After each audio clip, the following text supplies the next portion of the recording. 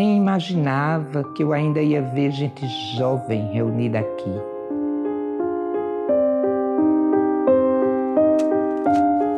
E artistas, então? Eu nunca nem sonhava que eles podiam se interessar por mim. Eles faziam parte de um grupo de teatro de Natal, os Clowns de Shakespeare. Antes da gente se conhecer, ou melhor, deles me descobrirem, eles já faziam peças e sonhavam em ter um teatro.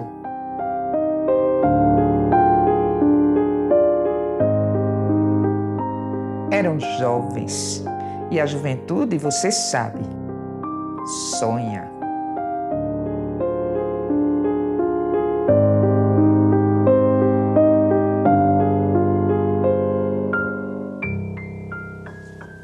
Era o final dos anos 90 e eu fui convidado para fazer parte do grupo Clowns de Shakespeare. Era a montagem da peça A Megera Domada, de Shakespeare. Ali era um passo para o grupo realmente deixar de ser um grupo de escola e passar a ser um grupo profissional. Depois de muito tempo, a gente decidiu que queria fazer uma temporada. Não só apresentar 2 ou 3 vezes, como era comum na época para muito grupo de teatro, mas a gente queria fazer pelo menos 10 apresentações. E a gente saiu pela cidade atrás de um teatro para apresentar. Na época, os 2 únicos teatros que tinham algum equipamento de luz e som eram o Teatro Alberto Maranhão, Teatro Estadual, e o Teatro Sandoval Vanderlei, que era o Teatro Municipal. O Sandoval Vanderlei tinha vários problemas técnicos que a gente achava que não ia comportar a peça. E o Alberto Maranhão, quando a gente foi lá atrás de 10 pautas, eles ofereceram durante o ano inteiro, acho que era 96, isso, 97, apenas 2 pautas. E a gente decidiu, poxa, vamos atrás de um galpão, algum lugar que a gente possa alugar e, de repente, ensaiar nesse lugar e apresentar as nossas peças. Foi daí que começou a jornada. A Ribeira era o lugar que a gente frequentava. Eu vinha de segunda a segunda. Era meu lugar. Era meu lugar de vir. E quando a gente inventou essa história de vamos procurar um galpão para um dia virar um teatro, não tinha lugar para procurar a não ser aqui na Ribeira, né? E eu e a Ariane, a gente foi em casa, em casa, em casa, em casa. Quando a gente chegou aqui nesse prédio, a gente está aqui. Eu não sei. Algo dizia que era nesse prédio, né? O prédio não tinha nada a ver com isso aqui. Esse piso era, né, quase umas tábuas, né? Que a gente tinha medo de andar. Acho que éramos 11 pessoas. Né? A gente não era rico, ninguém era rico, enfim. Mas a gente tinha formações muito diferentes, né? Então, eram jornalistas, eu psicólogo, aí tinha uma bióloga, que é a Renata, enfim. Todos formados, isso também faz uma diferença, né, de conhecimento. E muitos publicitários. Então, a gente tinha aí uma equipe que preparou um projeto muito bacana, né? Era um projeto bem feito, mas ninguém dava crédito a gente. E eu até entendo hoje por quê, né?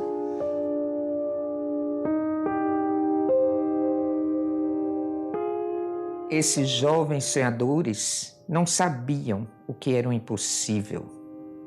E eu, achando que já estava perto do suspiro final, fui a escolhida para abrigar o sonho deles.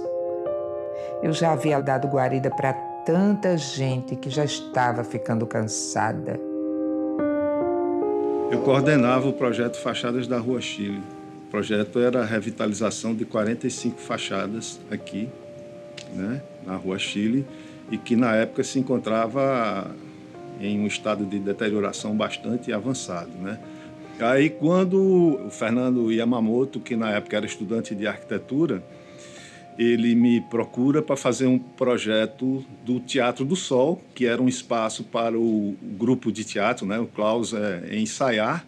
Eu falei, Fernando, bacana, que ótimo, mas será que a gente não podia ampliar um pouco mais essa ideia? Em vez de apenas um teatro, por que a gente não faz um espaço cultural onde a gente tem uma galeria, pode ter um café, um bistrô, uma revistaria, e que esse espaço se transforme numa espécie de portal da Ribeira, né, que fala um pouco sobre a história, que divulgue, que promova vários tipos de manifestações culturais, né?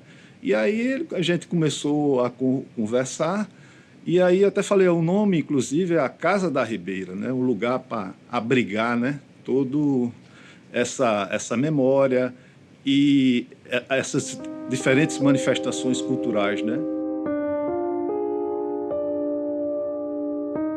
A obra, basicamente, ela se deu em 2 momentos. Um primeiro momento que foi o levantamento arquitetônico do edifício, algumas prospecções arqueológicas que nós fizemos na época. E, paralelamente, vocês estavam trabalhando, né, nessa questão do financiamento através das leis de cultura. Quem sabia fazer peça de teatro inventava algo para o teatro conectar com a venda. Quem sabia fazer comunicação visual estava lá desenhando alguma coisa de o book para a gente apresentar. Quem entendia de lei estava pesquisando as leis Rouanet da vida, como funcionava em Natal, lei estadual, lei federal. Então era um grupo muito distinto e ao mesmo tempo conectado, diverso e conectado, para fazer a coisa funcionar. O que acontece é que, assim, isso é interessante, porque quando a gente recebeu o título de incentivo, a gente falou, ai, que maravilha, nossa, temos a casa, agora, puta, temos o título de incentivo, 800 mil reais e tal. Só que isso era apenas um documento, né, para fazer captação. Imagina, né, 10 meninos, meninas, 10 jovens futuristas tentando captar R$1 milhão, que é quanto valia o projeto. Mas logo depois, Soraya, que trabalhava na Telemar na época, consegue, via Telemar, um recurso pequeno para o tamanho da obra, claro. Era um recurso de menos de R$100 mil, 90 e poucos mil reais. E a gente já ficou muito animado, porque com isso, ali no final da década de 90, a gente já podia dar o pontapé nesse espaço e que pertencia ao Armazém Pará, que prontamente se interessou. E foram 3 anos de batalha. E a gente está falando do Na Rua da Casa, que acho que é um grande projeto, um pré-projeto, onde a gente conectou com a cidade, com as pessoas. Na Rua da Casa, para mim, é um grande marco no sentido tanto da população ter o conhecimento, dos artistas terem o conhecimento e dos empresários terem conhecimento desse projeto. Né? Acho que foram 20 edições consecutivas, todo segundo domingo do mês.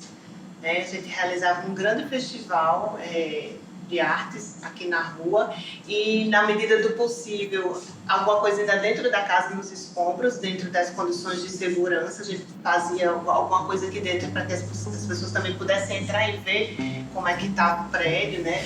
Para eles também terem essa noção do que viria a ser transformado. Aquilo foi a primeira luz de esperança. Eram bailarinas, cantoras, gente do circo, do teatro, da poesia. Acontecia na rua, aqui na frente, mas também aqui dentro. E aí na primeira edição vieram as 100 pessoas, na segunda já 500, né? Depois a gente fez uma edição de carnaval que tinha umas 3, 4 mil pessoas. Isso foi gerando burburinho na cidade, né? Então isso criou energia para a marca Casa da Ribeira. E aí quando a gente volta para as mesmas empresas que perguntavam, mas vocês fazem alguma coisa? As empresas já sabiam que a gente fazia, porque viu na televisão, ou o amigo do amigo tinha vindo na Rua da Casa. Então a gente meio que escondia uma TV Canguru, que era da mãe do Fernando Yamamoto, né? Era uma TV que vinha com videocassete embaixo, e a gente falava blá, blá, blá, blá, blá, blá, e a gente trouxe um vídeo. Aí o cara falava, mas a gente não tem TV aqui. Tchan, pá! Aí a gente colocava a TV na frente do cara, colocava a fita VHS, e aí a coisa acontecia. E aí, depois de muitos nãos, né, veio um dos primeiros patrocinadores. A primeira empresa que falou sim, grandão, foi a empresa Coserne, que é a companhia energética aqui do estado do Rio Grande do Norte. Então ali começa a pedra fundamental. Nesse processo, a gente aprova e começa a obra para inaugurar. Começa a obra em agosto, setembro, por aí, né, para inaugurar em janeiro, final de janeiro. Então a gente tinha 5 meses para inaugurar 500 metros quadrados de construção, mas que estavam completamente em ruínas. Então, assim, era muito insano, né? A questão da Casa da Ribeira é que, por se tratar de um prédio que ele tem 8 metros de largura, se a gente colocasse toda a parte de mecânica cênica na parte inferior, a gente perderia 1 metro, 1,5 metro de palco. E isso era inviável. E foi um dos motivos de embate, acho que talvez um dos motivos de maior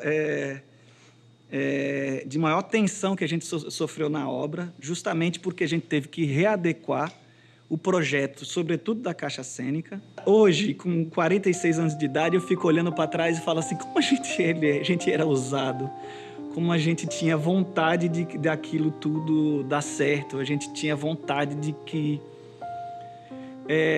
as coisas elas modificassem no Brasil, sobretudo. A gente estava num período muito difícil de transição.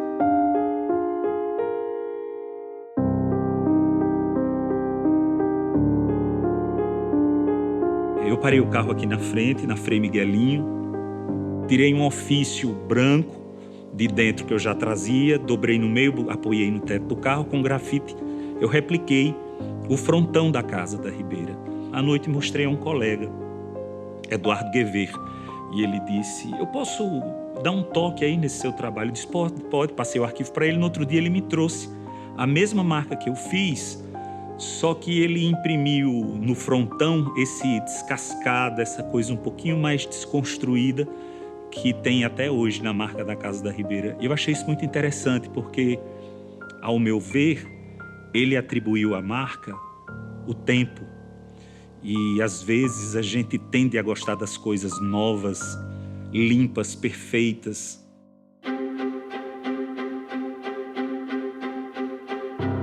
Naquela noite de 6 de março de 2001, eu não lembro quantas vezes eu chorei. Eu estava linda, renovada.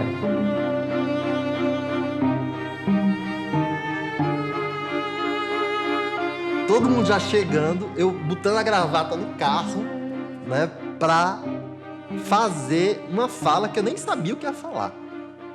Tão louco que foi esse dia. Foi uma sensação assim de muita emoção, assim, era todo mundo querendo, né, não segurar a onda, né? Até hoje, eu não consigo ouvir a música que foi elaborada para a Casa da Ribeira. Eu já comecei até a chorar. Me lembra aquela frase do Caetano, né? Incrível a força que as coisas têm quando elas precisam acontecer. Caramba, conseguimos. Não acredito. Conseguimos. A gente nem imaginava o que estava por vir.